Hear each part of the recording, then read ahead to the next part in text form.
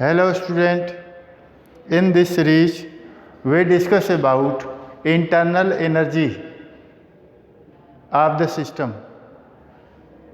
This is a topic of thermodynamics. So the topic is internal energy of the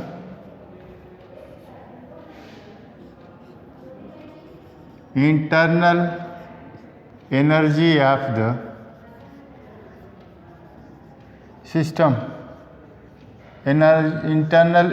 of the system. Internal energy of the system. अब जैसे कि कोई भी system है, suppose कर लीजिए सॉलिड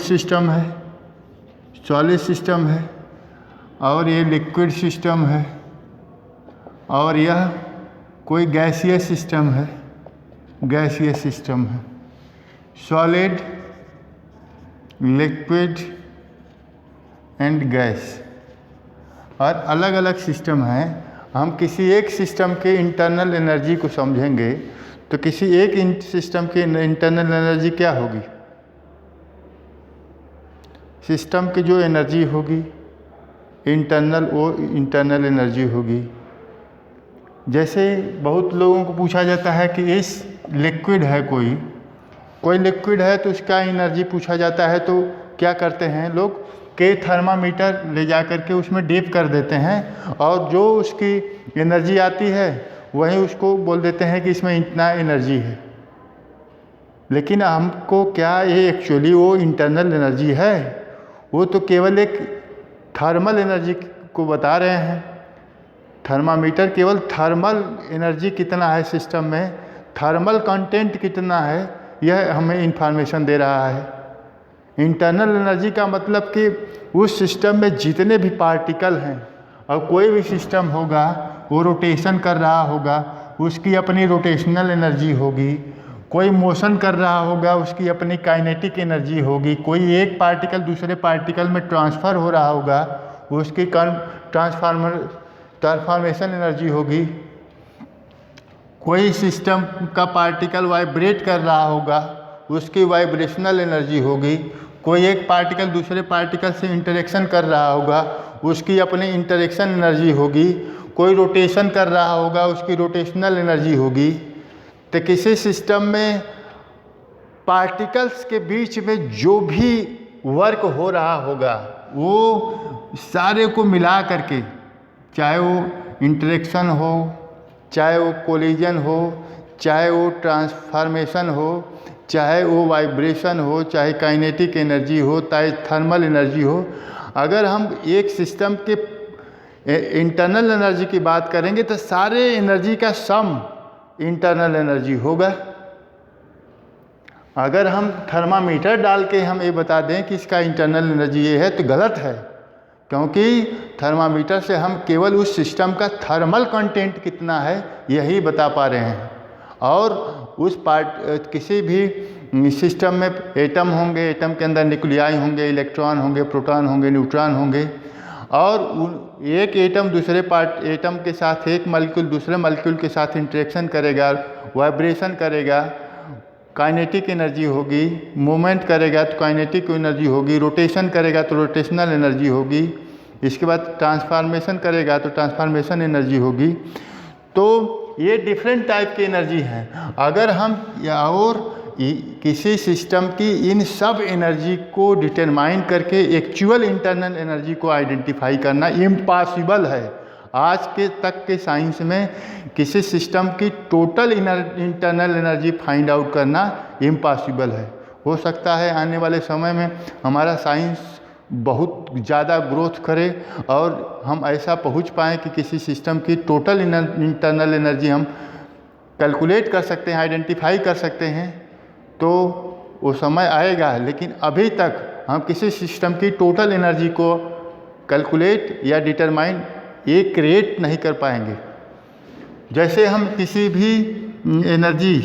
भी सिस्टम की टोटल एनर्जी क्या होगी? किसी सिस्टम की टोटल एनर्जी जो होगी उसकी इनसाइड की वही इंटरनल एनर्जी होगी। वो हो सकता हो रोटेशनल एनर्जी हो सकता है ट्रांसफॉर्मेशनल एनर्जी हो सकता है काइनेटिक एनर्जी हो, काइनेटिक एनर्जी होगी, काइनेटिक एनर्जी होगी, और वाइब्रेशनल एनर्जी होगी, थर्मल एनर्जी होगी, और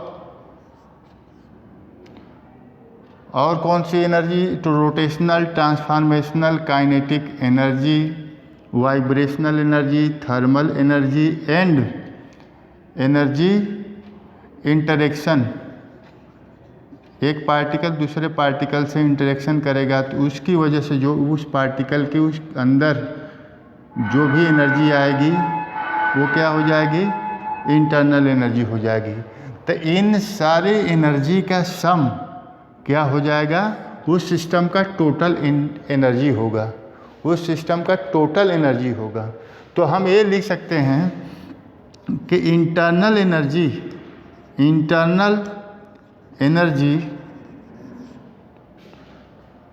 of the system is the equal to the summation of all energies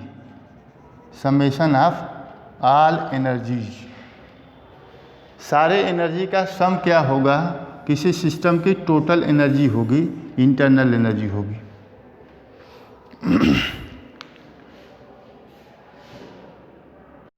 हम आपका IUPAC कन्वेंशन देख लें तो कोई भी सिस्टम होगा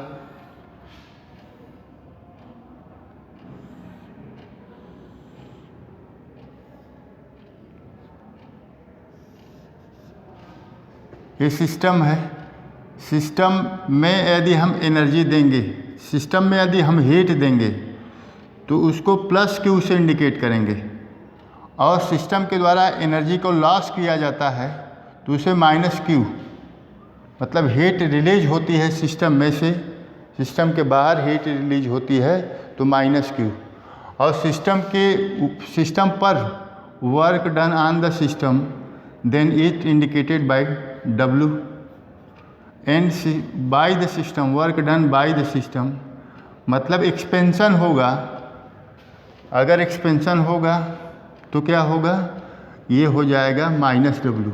वर्क डन को हम किस में लिखेंगे? माइनस में इंडिकेट करेंगे। तो इसको हम लोग सबसे पहले समझिए यहाँ से कि इंटरनल एनर्जी जो चेंज होगी, जैसे हम ये नहीं पता कर सकते कि किसी भी सिस्टम की कितना टोटल इंटरनल एनर्जी है, लेकिन ये पता कर सकते हैं कि किसी सिस्टम में इन टोटल एनर्जी चेंज कितना हुआ है। जैसे कोई सिस्टम का अपना एक एनर्जी था, अगर इसमें 50 जूल मैंने ऐड किया, 50 जूल सिस्टम में एनर्जी हीट दिया, तो इसका मतलब है कि जो सिस्टम की एनर्जी चेंज होगी वो जो भी रही होगी, उसके पहले उसकी इंटरनल एनर्जी जो भी रही होगी उसमें इंटरनल एनर्जी में चेंज कितना आया है ये हम बता सकते हैं। जैसे सिस्टम में अगर 50 जूल हम एनर्जी ऐड किए तो इसका मतलब है कि जो भी एनर्जी चेंज होगा, मतलब 50 जूल एनर्जी इस सिस्टम की इंक्रीज हो जाएगी, जितना पहले थी उसमें 50 जूल एनर्जी इंक्रीज हो जाएगी। यदि सिस्टम एनर्जी लॉस करता, मान लीजिए 20 जूल एनर्जी लॉस कर रहा है, इसका मतलब सिस्टम में की जो भी एनर्जी चेंज होगी वो 20 जूल से कम हो जाएगी। सिस्टम की जो भी इंटरनल एनर्जी रही होगी वो 20 जूल कम हो जाएगी। तो आप बात समझ पा रहे हैं कि हम चेंज डेल्टा एच, हमें यहाँ पे जो भी हम इंटरनल एनर्जी को रिप्रेजेंट करेंगे, अलग अलग बुक में अलग अलग लोग इंटरनल एनर्जी को E से रिप्रेजेंट करते हैं, इंटरनल एनर्जी को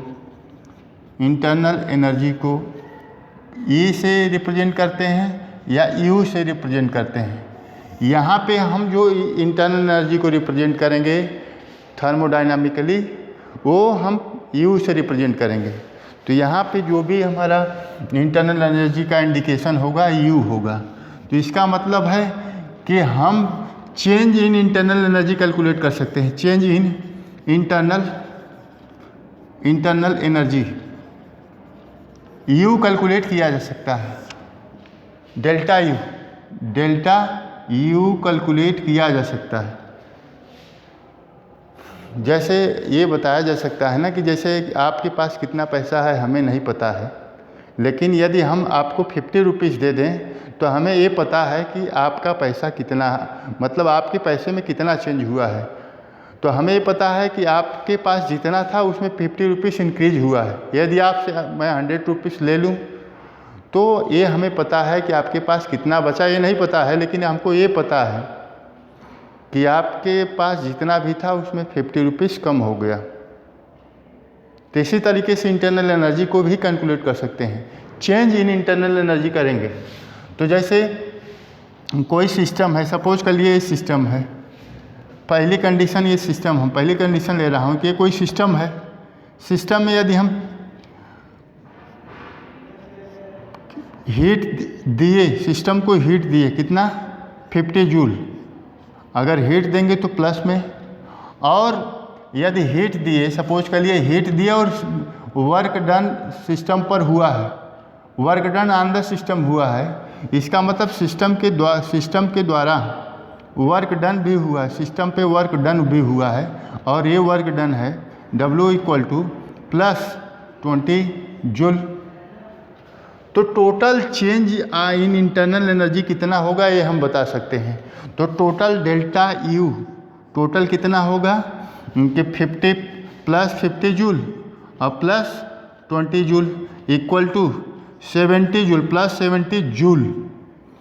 टोटल एनर्जी चेंज कितना हुई है +70 जूल। पहले जितना भी इंटरनल एनर्जी थी उसमें इंटरनल एनर्जी का चेंज कितना आया, +70 जूल चेंज आया। इसका मतलब सिस्टम में +70 जूल एनर्जी इंक्रीज हुई है। तो इसका फार्मूला क्या बन जाएगा, डेल्टा U = +Q + W, ये इसका फार्मूला हो जाएगा। अगर केस 2 लें, कोई सिस्टम है, सिस्टम में सपोज करिए 50 जूल हम हीट दिए, 50 जूल हीट दिए, और इस सिस्टम के द्वारा एक्सपेंशन हो गया, मतलब सिस्टम के द्वारा वर्क डन हो गया, system work done by the system. तो work done by the system होगा, सपोज करिए 20 जूल हो गया, W = 20 जूल। तो टोटल चेंज कितना हुआ, जैसे आपको मैं 50 रुपीज़ दूँ और आप 20 रुपीज़ खर्च कर दीजिए, तो आपके पास जितना पैसे का चेंज होगा वो हमें पता है, वो कैलकुलेट किया जा सकता है। जैसे इसे भी यहाँ पे देखिए कि जो इंटरनल एनर्जी चेंज होगा वो कितना होगा, 50 जूल हमने हीट दिया और -20 जूल क्या हुआ, work done by the system, then +30 joule energy का, इंटरनल एनर्जी का चेंज हुआ, कितना +30 जूल, क्योंकि 50 जूल तो मैंने एनर्जी ऐड किया सिस्टम में, लेकिन उस सिस्टम के द्वारा 20 जूल वर्क डन हो गया, सिस्टम एक्सपेंशन हो गया सिस्टम पे। तो इसका मतलब वो किस में होगा, माइनस में। Work done by the system होगा तो हम माइनस में लिखेंगे। तो इसका फार्मूला क्या हो जाएगा, डेल्टा U = +Q - W। देख पा रहे होंगे।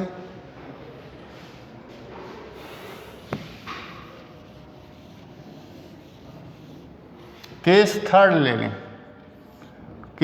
ले लें, यदि कोई सिस्टम है, सिस्टम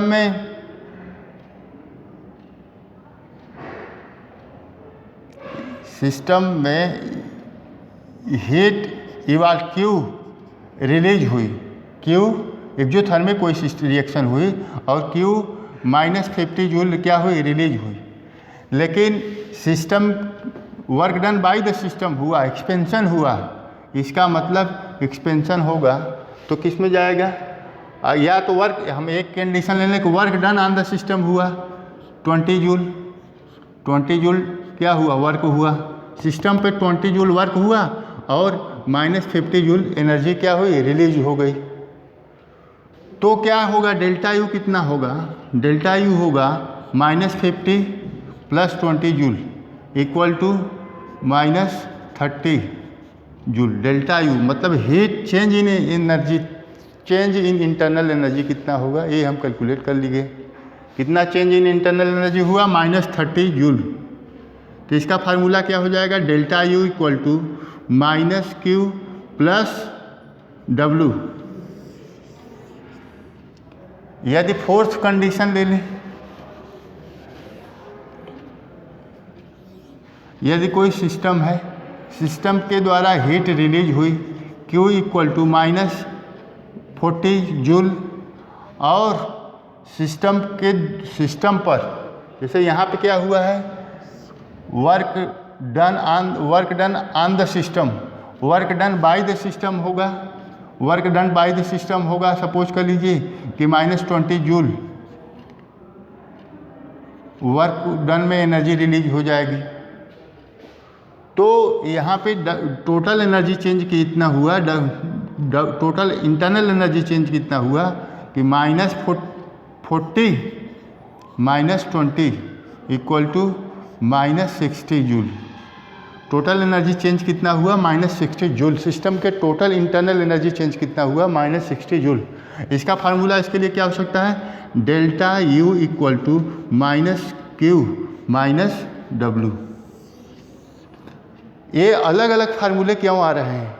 अलग अलग फार्मूले इसलिए आ रहे हैं कि सिस्टम पर कैसा वर्क हो रहा है, सिस्टम के द्वारा कैसा वर्क हो रहा है, या सिस्टम में कैसा वर्क हो रहा है, उसके अकॉर्डिंग इंटरनल एनर्जी कैसा चेंज होगी, इसलिए अलग अलग फार्मूले आ रहे हैं।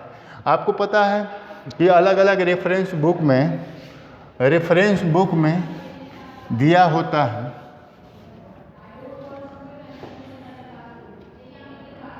Delta U equal to Q plus W।